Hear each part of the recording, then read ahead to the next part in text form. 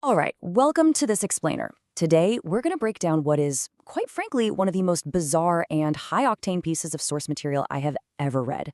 We're looking at a combat log titled OSA 27, which documents exactly 2 hours of absolute chaos. What starts off as this gritty, highly tactical military thriller abruptly shifts gears into something completely different. We're talking full-blown supernatural horror with some really deep religious undertones. The pacing of this narrative is just relentless, and we're going to examine the whole thing minute by minute. Okay, let's dive into this. What actually happens when a conventional war zone is suddenly invaded by the supernatural?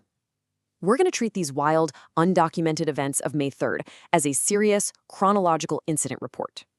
We're following a narrator named Topi Haltu, who refers to himself as the number 7 prisoner. We are dropping right into the middle of an incredibly intense firefight, mapping out the sheer absurdity and the fascinating thematic shifts that happen in just 120 minutes.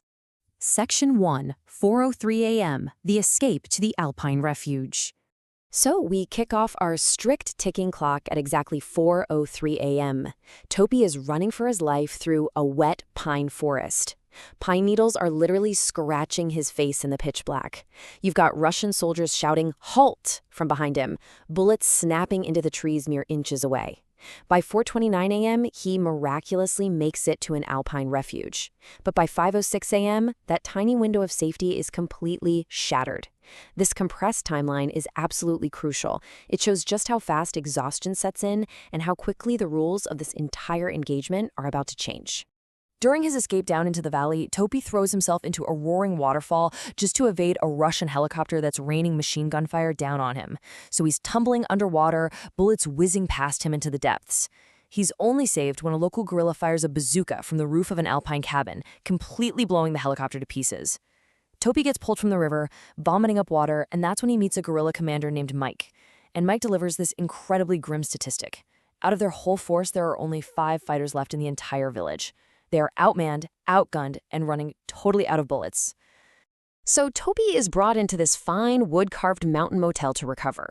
And here he's introduced to another one of those 5 remaining survivors, a guy known simply as Shadow.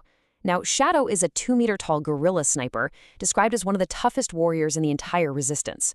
When Topi meets him, Shadow is just sitting completely quietly in the corner of the motel lobby bar, puffing on a pipe. He's basically the stoic muscle of this desperate, cornered little force, just a quiet giant calmly preparing for the inevitable end. After downing a quick drink to get his blood pumping again, Topi sits down by a crackling fireplace. He peels off his wet jacket, pulls a small Bible out of a plastic sleeve in his pocket, and starts to read, reciting this really poignant promise: every weapon that is formed against you will be ineffective. It's this incredibly powerful moment of spiritual grounding. This stark juxtaposition, going straight from exploding helicopters and underwater escapes to this serene, internal religious focus, it really shows how brilliantly the narrative uses quiet moments to brace us right before the storm breaks. Let's move to and see how this builds. It's now 5:06 a.m. That brief moment of peace is over, and the village is under siege. Topi is violently jolted awake by a loud knocking. Shadow hands him a pistol, and they step out onto the balcony. Looking through his sniper scope, Shadow spots an overwhelming conventional military force moving in. We're talking tanks firing cannons directly at the village buildings, Jaggers laying down rapid fire, and a 100-headed kamikaze troop rushing straight toward them, screaming. Shadow calmly starts sniping the frontmost soldiers, but the odds are just impossible. Suddenly, the house right next door explodes into a massive fireball. A burning cinder flies into Topi's face. He roars in pain, runs down to the lobby to blindly return fire, and is promptly knocked out cold by a massive explosion. We jump forward just a few minutes to 5:13 a.m., captured by Commander Tanya. When Topi finally regains consciousness, the battle is effectively over. The surviving guerrillas are tied to poles in the village square, laid out directly in front of the tracks of a Russian tank. The implication here is brutal and very clear. They're about to be crushed to death. Standing over them is Commander Tanya, this utterly ruthless Russian leader. She's speaking in broken English, demanding to know where the rest of the guerrillas are hiding. And just to assert her absolute dominance over these beaten men, she kicks sand directly into Topi's face. When he even considers saying something unchristian back to her, she just kicks him in the face again. It is a bleak, gritty, highly realistic prisoner of war execution setup. And guys, this is exactly where the log takes a massive, jarring turn. The sky suddenly goes pitch black from every single direction. It's filled with what looks like screaming faces and striking lightning. Out of nowhere, an electric car crashes right into the middle of the village square. But this is no ordinary EV. The sheet metal is completely covered in spikes, and the body of the vehicle is draped in skinned Russian soldiers. The guy hanging on the front is somehow barely alive, managing to shout a warning before the entire car explodes, splashing blood and innards all over the captives and Commander Tanya. I am presenting this completely straight to you exactly as it's documented in the log, because this is the exact moment the laws of reality in this war zone completely break down. Tanya is understandably terrified. She's shouting, demanding to know what this cursed thing is. She orders her soldiers to move the prisoners up to a stage so they can execute them quickly as this heavy, unnatural thunderstorm breaks out. But as the soldiers raise their rifles to aim, this terrifying sound of bone horns begins to play, accompanied by horrible howling. The Russian soldiers literally freeze in terror. In response, Topi starts preaching loudly in Russian. Our battle is not against flesh and blood, but against the powers of darkness in the spaces of heaven. He tells them to pray for their enemies.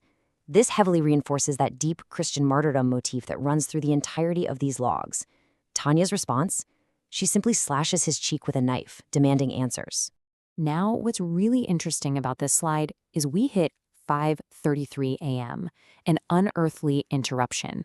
A shrill, spine-chilling laugh echoes through the thunder, and the execution is permanently halted because something far, far worse has just descended from the dark clouds above.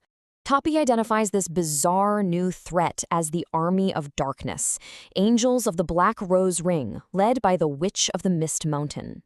He claims these beings have persecuted his bloodline his entire life because he was chosen for a specific task to destroy this witch. Naturally, Tanya tries to dismiss all of this as fairy tales, but the reality unfolding around her makes that entirely impossible. This genre shift perfectly mirrors the disorientation of war, right? It's that terrifying realization that the conflict you thought you understood has been replaced by something completely incomprehensible.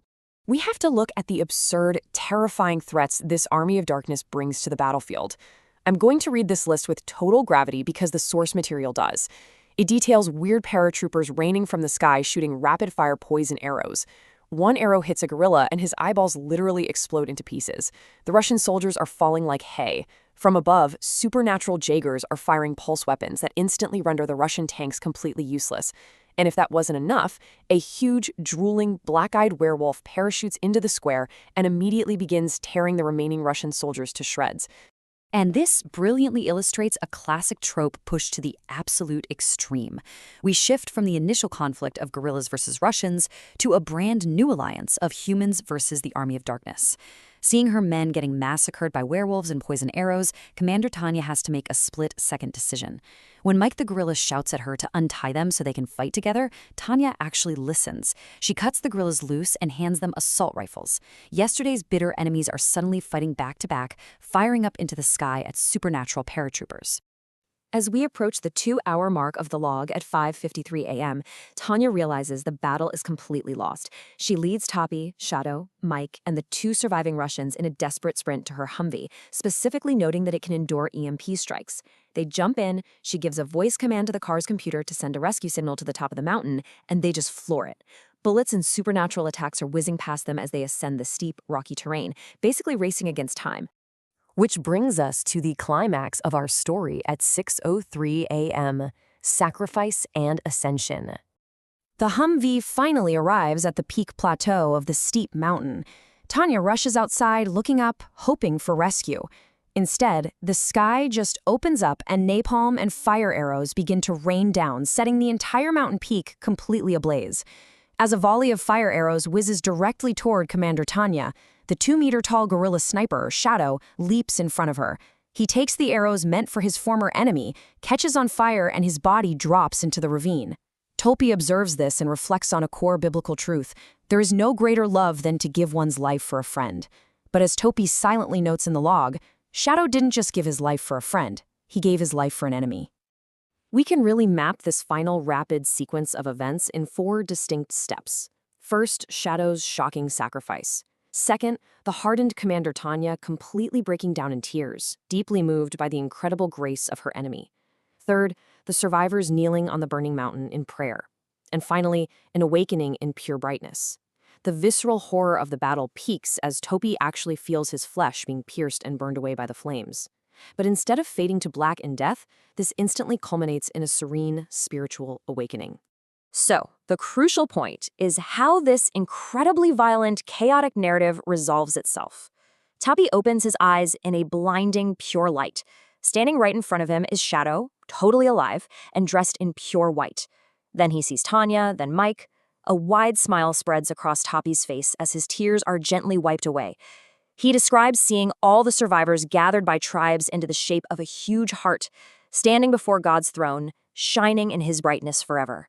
The relentless military and supernatural horror we just went through has resolved perfectly into an earned, peaceful, and highly literal religious ascension. Which leaves us with one final provocative question. Was this intended to be read as a literal, supernatural apocalypse within the lore of this universe? Or is the whole thing a surreal, fever dream allegory for battlefield trauma, extreme forgiveness, and martyrdom? The way OSA 27 so seamlessly blends tactical military grit with Angels of the Black Rose Ring and ultimate heavenly salvation makes it a truly unique piece of storytelling on the internet. It really leaves you wondering where the war ends and where the allegory begins. Thank you so much for joining me to explore this incredible log, and I'll catch you in the next one.